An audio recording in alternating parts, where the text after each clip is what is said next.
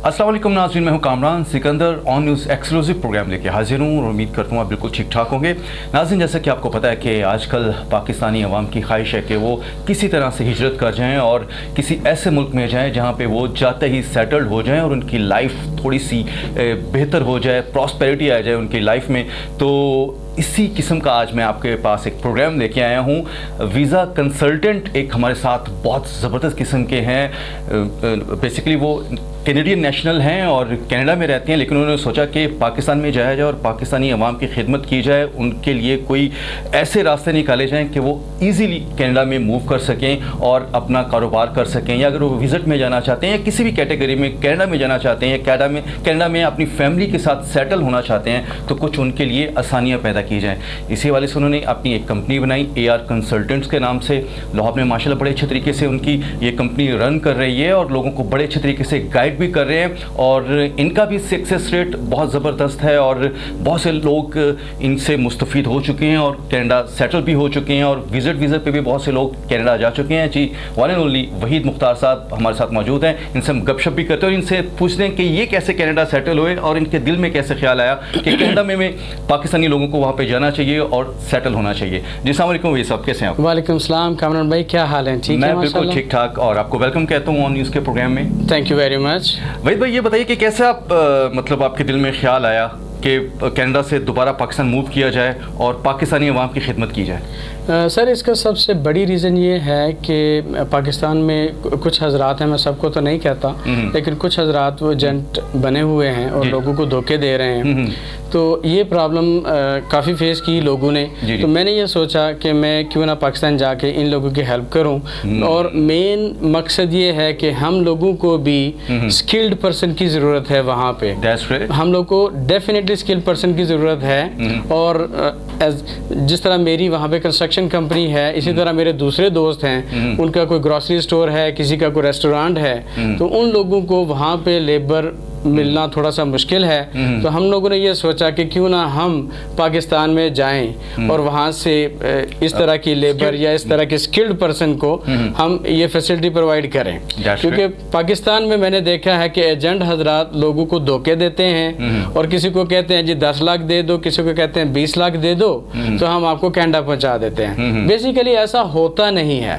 Canada का process through out channel direct government के साथ होता है, ना कि किसी अदर पर्सन के साथ होता है। बिल्कुल ठीक है। जी जी, ज़बरदस्त आपने कहा। और आपने अपने इंट्रो में भी जैसे कि बताया कि स्कैम्स बहुत हो रहे हैं, एजेंट हजरात स्कैम करते हैं, फ्रॉड करते हैं लोगों के साथ। तो आपके दिल में ख्याल है कि जो लोग मतलब फ्रॉड में आ रहे हैं उनका थोड़ा सा भला हो जाए और उनको सही तरीके से गाइड किया जाए। जी मुख्तार भाई, ये बताइए कि आपका कनाडा कैसे जाना हुआ, आप कैसे सेटल हुए? थोड़ी सी अपनी स्टोरी बताएं, फिर आगे मतलब हम बढ़ते हैं और वीज़ा के हवाले से आपसे इंफॉर्मेशन है। मैं कामरान भाई बेसिकली मैं दुबई में था, तो वहाँ से मैंने माइग्रेट किया था कनाडा में और उसकी रीज़न ये थी कि दुबई में आप 50 साल भी रहते हैं ना, तो आपको कोई डॉक्यूमेंटेशन नहीं मिलती, कोई नेशनलिटी नहीं मिलती, आप same as first day consider किए जाते हैं। जब उनका दिल करता है अरबियों का, वो आपको किक करके घर भेज देते हैं। पूरे मिडिल ईस्ट में? पूरे मिडिल ईस्ट में, जी यही चीज़ है। और मेन मेरी रीज़न ही यही थी मूव करने की कि वहाँ पे कम से कम जाके आपको जो कैनेडियन गवर्नमेंट या यूरोप की गवर्नमेंट है वो आपको फैसिलिटेट करती है। जब आप उनको अपनी ज़िंदगी के चंद साल दे देते हैं तो वो आपको पूरा ही अपना बना लेते हैं। क्या बात है,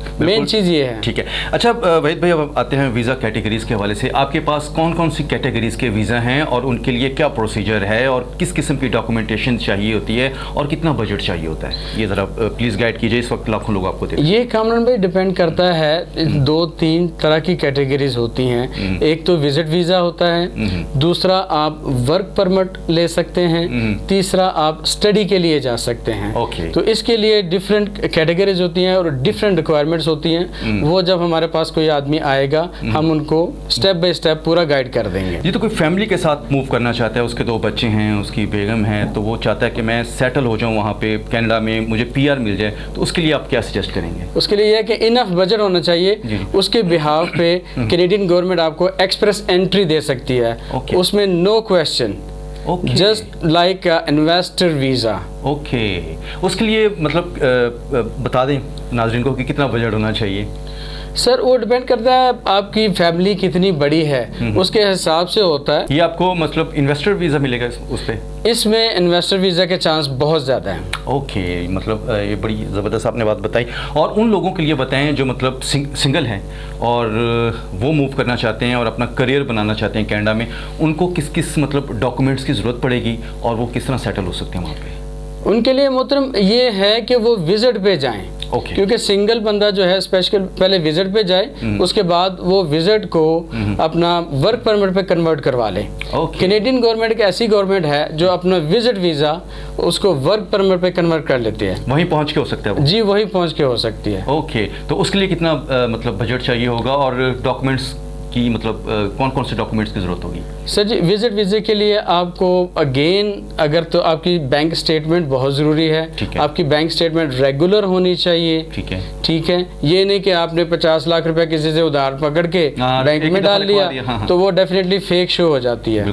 बेसिक जो आपकी बैंक स्टेटमेंट है, असल में हमारे पाकिस्तान के एजेंट करते ही इसी तरह हैं, किसी की बैंक स्टेटमेंट किसी के नाम पे लगा देते हैं और उनको पता ही नहीं है कि ओरिजिनल जो स्टेटमेंट है वो कैसी होनी चाहिए। ओके, मैं इसी क्वेश्चन पे आऊँगा कि बाकी जो एजेंट्स हैं या बाकी जो वीज़ा कंसल्टेंट हैं और जो कनाडा के लिए काम कर रहे हैं, उनमें और आप में मतलब क्या फ़र्क है, डिफरेंस किस चीज़ का है? सर दूसरे एजेंट जो कि पाकिस्तान से हैं, माजरत के साथ कहना चाह रहा हूँ, उनको इतनी इन्फॉर्मेशन नहीं है जो कि एक कैनेडियन को है। एग्जैक्टली सिंपल सी बात है, मुझे कैनेडियन लॉज का पता है, मुझे वहाँ की कम्युनिटीज़ का पता है। मैं खुद कॉन्ट्रैक्टर हूँ। मुझे वहाँ पे मतलब आपका अपना बिजनेस है वहाँ पे? जी जी, यस ओके, जी मेरा बिजनेस है अपना वहाँ पे। मैं फेडरल गवर्नमेंट का कॉन्ट्रैक्टर हूँ। ओके, मतलब बहुत फ़ायदा हो सकता है उन लोगों को जो आपके साथ मतलब कांटेक्ट करते हैं और आपके थ्रू वीज़ा लगवाते हैं, तो आप तो उनको अपनी कंपनी में भी सेटल कर सकते हैं। जी डेफिनेटली, जो हमारे थ्रू वहाँ पे जाएगा उसका ये सबसे बड़ा बेनिफिट यही है कि वो पहले दिन से अगर काम करना चाहेगा वहाँ पे, हम उसको पहले दिन से ही सेटल कर सकते हैं। वो इसलिए कि मेरे कनेक्शन कुछ ऐसी कंपनियों के साथ हैं या मेरे दोस्तों की ग्रोसरी स्टोर हैं, उनके होटल्स हैं, उनके लाइक कंस्ट्रक्शन कंपनी है, तो काम की कोई प्रॉब्लम नहीं है, पहले दिन से ही हम उनको काम पे लगा सकते हैं। दैट्स ग्रेट, बड़ी ज़बरदस्त आपने बात की। अच्छा, दूसरा ये बताइएगा कि कनाडा के अलावा और भी मतलब आप कंट्रीज़ को डील कर रहे हैं या जस्ट कनाडा के लिए ही काम कर रहे हैं, क्योंकि आप कनाडा में सेटल हैं और आपका ज़्यादा मतलब जो है गिरफ्त जो आपकी है वो कनाडा के मतलब कनाडा की हद तक ही है?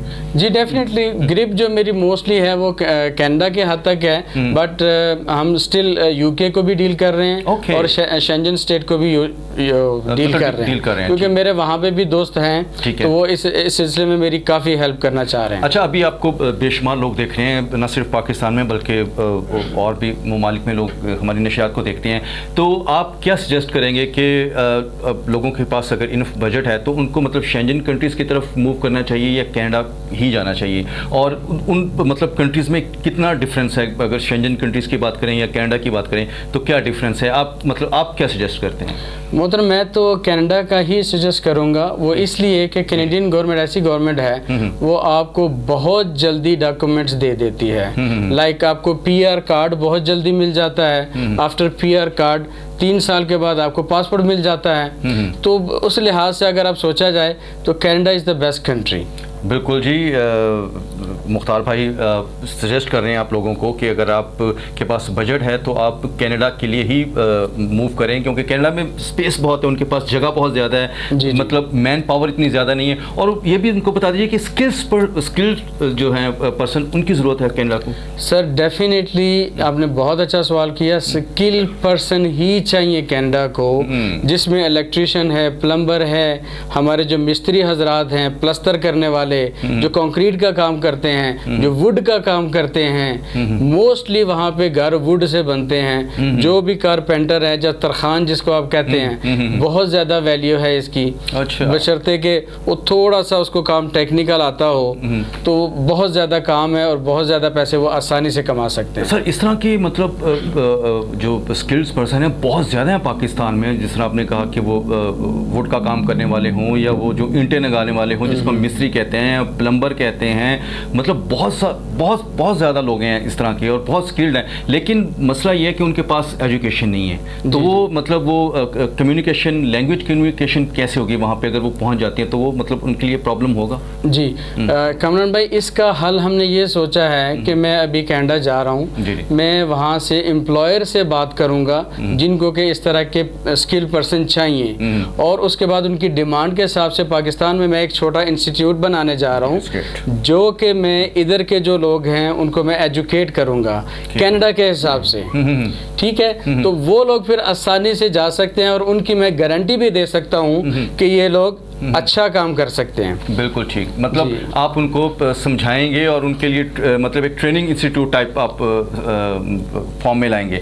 ज़बरदस्त बात है जी। नाज़रीन, ये देख सकते हैं आपके इतनी फैसिलिटीज़ आपको मतलब कोई और वीज़ा कंसल्टेंट ऑफिस में मतलब नहीं मिलेंगी। किसी भी आप लाहौर में जाते हैं मतलब कंसल्टेंसी के लिए, तो आपको बस वो बता देते हैं कि ये चीज़ें चाहिए, ये रिक्वायरमेंट है और इतनी हमारी फ़ीस है। तो ये मतलब आपको जब तक आप कनाडा पहुंच नहीं जाएंगे तब तक ये चैन से नहीं बैठेंगे। Am I right? जी इंशाल्लाह पहुंचने के बाद भी हम उनके रिस्पॉन्सिबल हैं। अगर उनको काम चाहिए तो we will provide the work.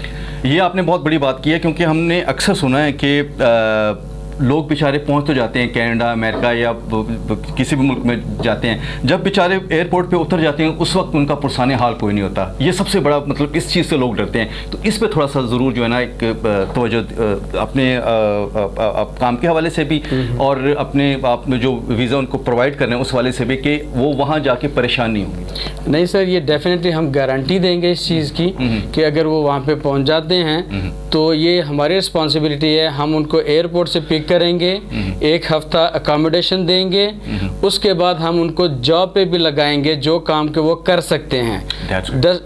अगर कोई बंदा कुछ भी नहीं कर सकता तो हम उनको सिक्योरिटी की जॉब दिलाएंगे, उसमें आप आराम से वर्दी पहन के कुर्सी में बैठ के $18 घंटे के ले सकते हैं। अरे वाह वाह वाह, जी ज़बरदस्त। मतलब बड़ी सफिशिएंट अमाउंट है $18 एक घंटे में कमाना।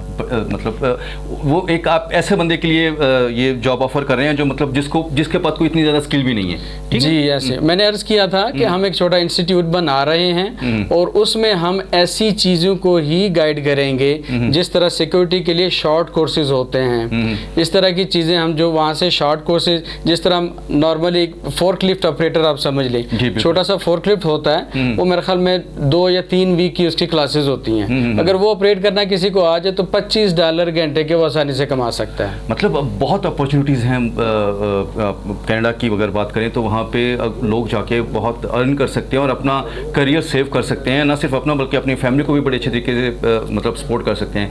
अच्छा, बातें हैं मालदार लोगों की तरफ।